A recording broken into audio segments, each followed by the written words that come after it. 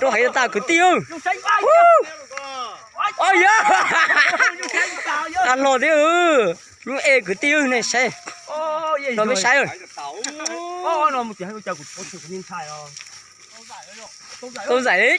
Ít thù ấy. Ô, một trà này cô ơi. Ôi trời ơi. Ôi yo. Nhìn như nó cũng không nhìn tôi cơ thương rồi. Chỗ nào mà tí chỉ bao xương ta lại vô đánh đứng rồi.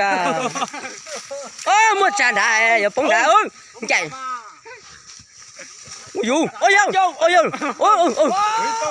Ôi yo. Ô, bóng. Ôi yo. Ôi yo. Ôi yo. Ôi yo. Ôi yo. Giờ nó trâu bắt tư tiêu. Ô.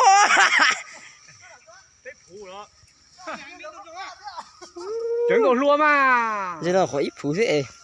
Lấy ra cá lo rồi, lấy ra cá lo rồi. Trâu, chắc ăn trâu không?